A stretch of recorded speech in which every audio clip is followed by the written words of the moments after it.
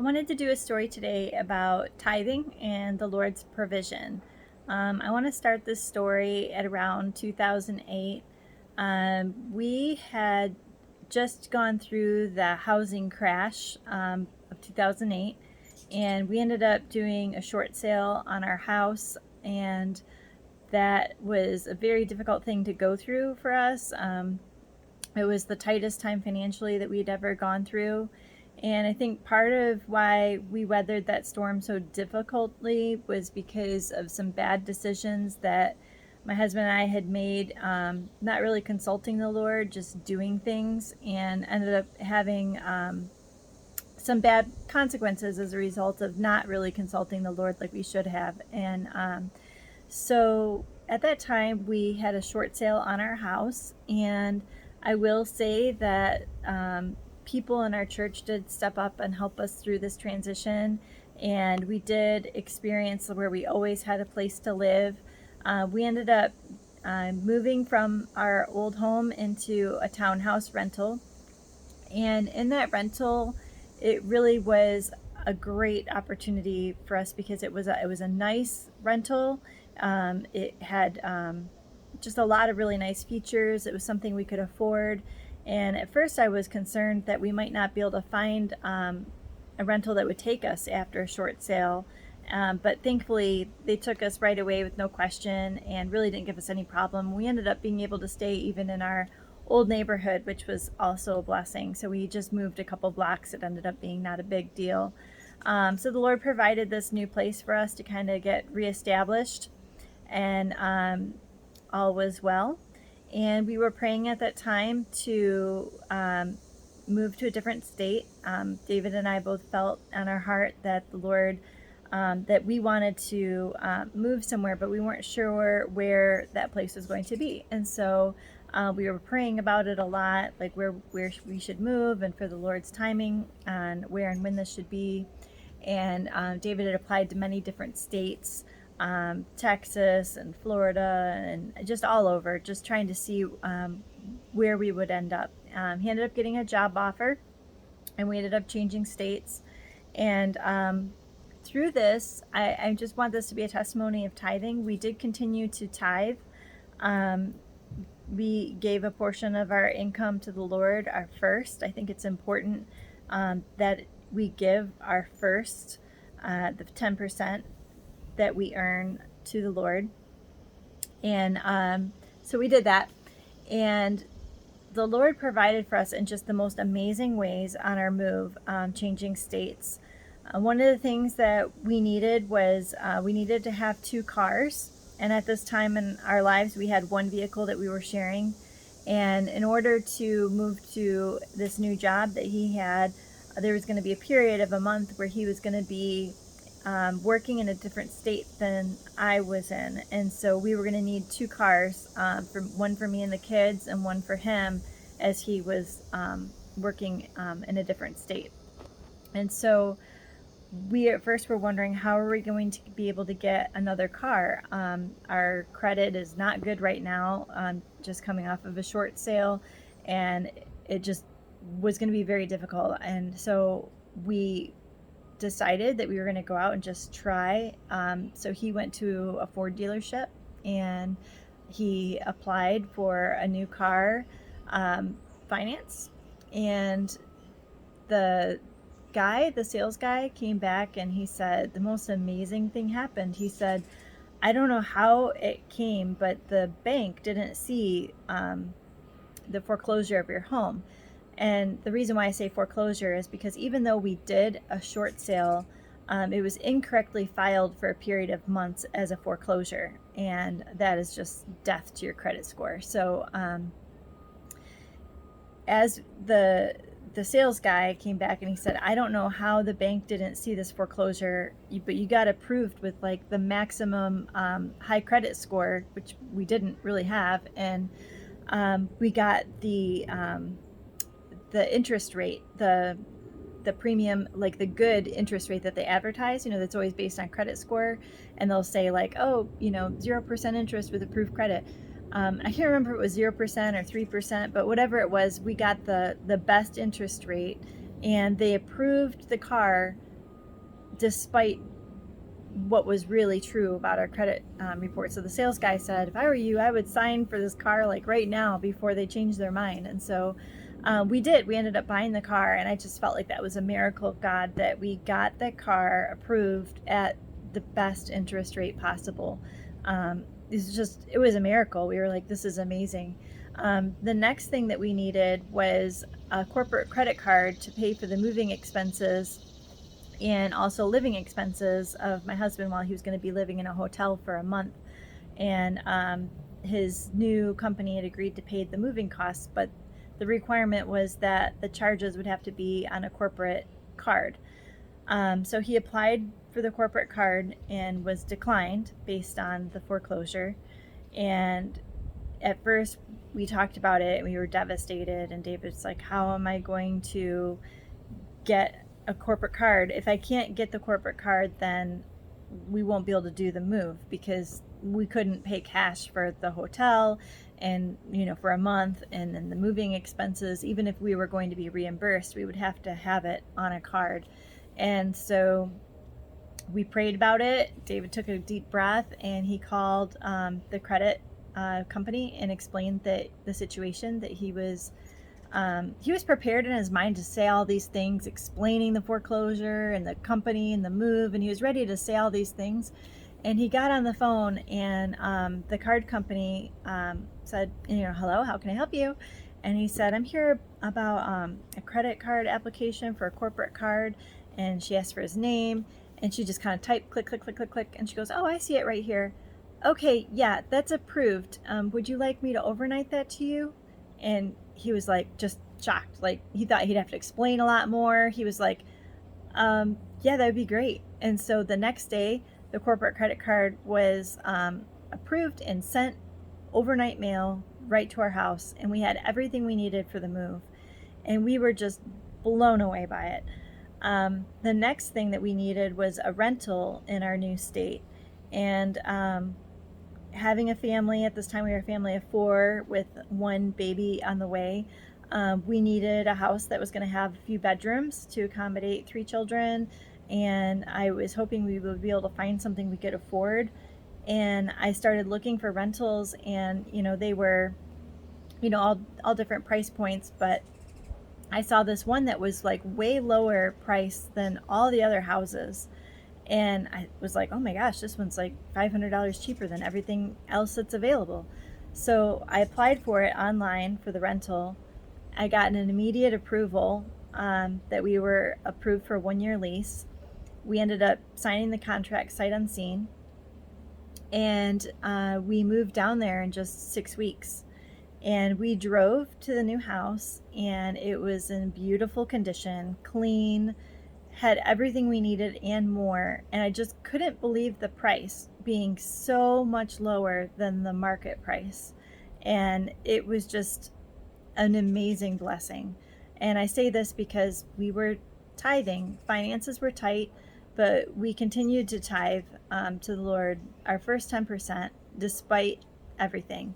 And the Lord just kept coming through and coming through and coming through for us.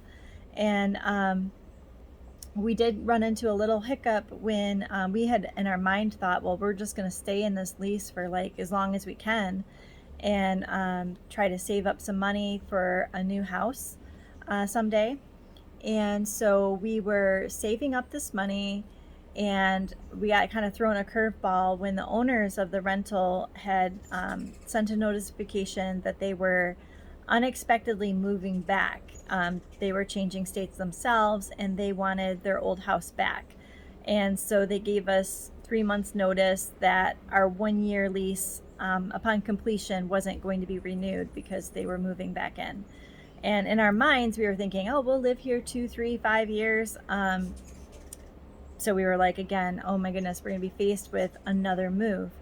But because of the short sale, we were not able to yet buy another house, because the requirements were that you had to wait 3 years to be able to qualify for purchasing another home. So we knew that we had to be committed to renting for 3 years at least. and then save up money for a down payment for a new home to be able to have something. And David and I really wanted to be in a home that we owned before our kids were in school age, because we wanted them to feel like they could be in a school system that they were going to stay in and be established in a place. And so we were really hoping that we were going to be able to buy a house by the end of the 3 years. So this was our goal in saving for this, and having this rental at this price was a good opportunity for us to save towards this goal.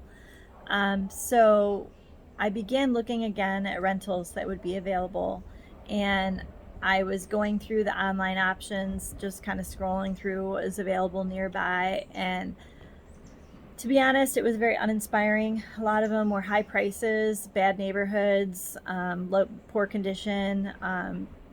I just thought, wow, what's our budget going to be for this place? Because in order to save money, we had in our minds, a budget that we didn't want to exceed. We wanted to be in this price point so that we could use the extra money to save for a down payment on a house.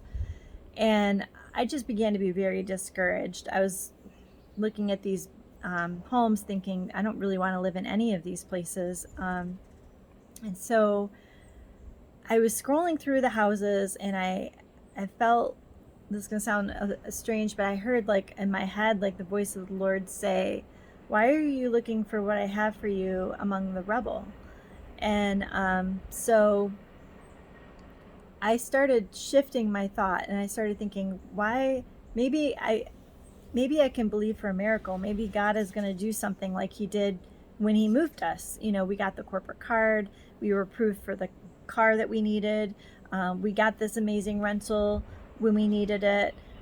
Why am I not expecting, having a spirit of expectation that God is going to do it again, and he's going to come in for us and guide us again? So I thought, I need to have faith that the Lord is going to provide for us. And so at this point in time in the story, we were about 9 or so months away from being qualified for the 3 years to be able to purchase a home.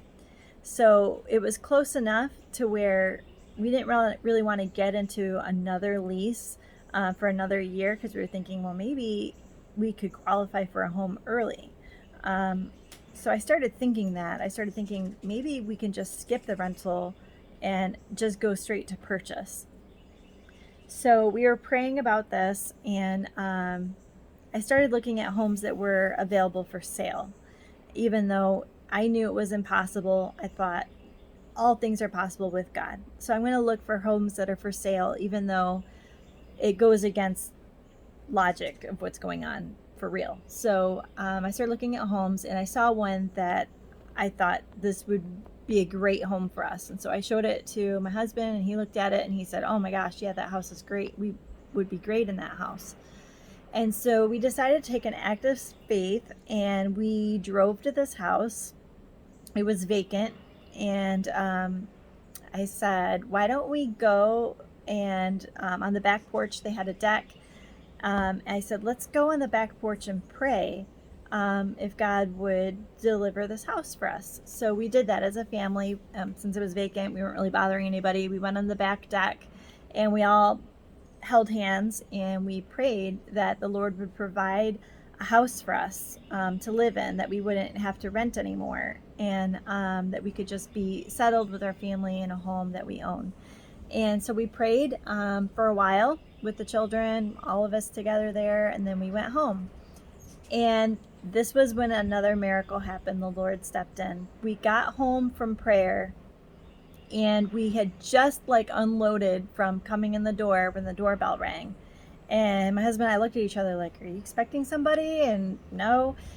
So he answered the door, and it was our neighbor from across the street standing there. And he said, this is crazy, but I just felt like, do you have a minute? Can I come in? And we were like, yeah, sure. So he came in, and we sat down, and he said, I know your lease is expiring, and the owners are coming back. He said, and I was talking it over with my wife, and I just really felt on my heart that we should offer our house to you. And they were seasonal in the area, so they would come and live there for 6 months, and then they would move to their second home for 6 months, and they would rotate between the two houses. And he said, we're just about to leave to go to our other house for the next 6 months. And he said, why don't you guys live in our house for 6 months, and by the time that you need to save up money for a down payment for your next home. Well, it worked out perfectly that the amount of time that they were allowing us to use their home was the amount of time that we needed in order to qualify for a purchase. So he even said that they're willing to be flexible. He said, if you need more time, more months, we can come back later, instead of 6 months, we can push it 8 months or whatever. Like, they were completely being flexible. And he said, I feel like we shouldn't do it for free. Not that we were thinking we should do it for free, but he was just kind of thinking out loud. He goes, but I wanted to have an amount where it would be fair for both of us. And he said, I figure if you help me out taking care of the property, cutting the grass, trimming the bushes, I would appreciate that you would maintain the property while we're gone, and it'll save me from having my son come and have to care for the property. He said, so that's a benefit to me. He said, so I was thinking, I don't know. And then he offered up a price that was half of the rent that we were paying currently. And we were just like blown away. We were like, are you sure? And he said, no, it'll be good. That way, he goes, you're saving me trouble. I don't have to have my son come maintain the property. And then you can save up some for your house someday. And we were just blown away. The Lord's answer to our prayer wasn't to give us the house that we prayed at, but he honored our faith in that story to apply to this situation in a different way. So what we ended up doing was we moved just across the street. We put all of our stuff in boxes, and we moved everything we owned into their garage. And then they allowed us to use all their towels, linens, furniture, dishes. We lived in their home and used all of their stuff with their permission. And we kept everything that we owned in boxes so that when we moved, we wouldn't have to pack twice. So we packed everything minus the things that we use on the daily, like personal clothing and toys, which we put into their home. And we lived in their house for that period of time. I want to say it was from May all the way to, we ended up moving out in November. So we lived there for those months from May to November. So while we were living there, we were saving up money, and we got to August, and we found a house that we really liked, and it was a good price. It was in a place that we could afford, and we thought, you know what, let's apply for this house. And we applied for it, and the homeowners, the bank ended up approving it, but they said that we couldn't close on the house until November, even though it was August, because it had to be literally 3 years had to pass. They wouldn't let us get away with doing it early. And so we asked the homeowners if we could have the house contingent, that we would, put down that we want the house in August with a closing date of November, which, as you know, that's a really far out closing date. And there were other people that I'm sure were interested in the house.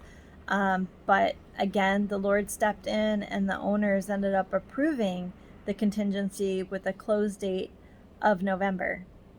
And so we ended up closing in November and moving into the new house. And just as we had desired, we were able to be in a home before our oldest started kindergarten. And I just was amazed, recounting all the ways that the Lord provided for us each step of the way, through moving states and through changing houses, and with a family with kids, and just the miraculous ways that the Lord stepped up for us and took care of us in his provision. And I'm a big believer in tithing. To anybody who says they can't afford to tithe, I say you can't afford not to tithe. Because when you tithe, the Lord's promises, he promises to provide for you. and be there for you when you're obedient to his word. And when you give, he gives back so much more. And I just feel like you can't outgive God, and he just opens up the doors for the impossible to happen. And anytime we go through difficult times, I just think about the way that the Lord has always been there for us, the way that he's always provided for us, even in ways that were miraculous with prayer. He answers those prayers, and he protects his children. And I'm just so thankful to him, and glory to God for all the good things that he's done and his faithfulness.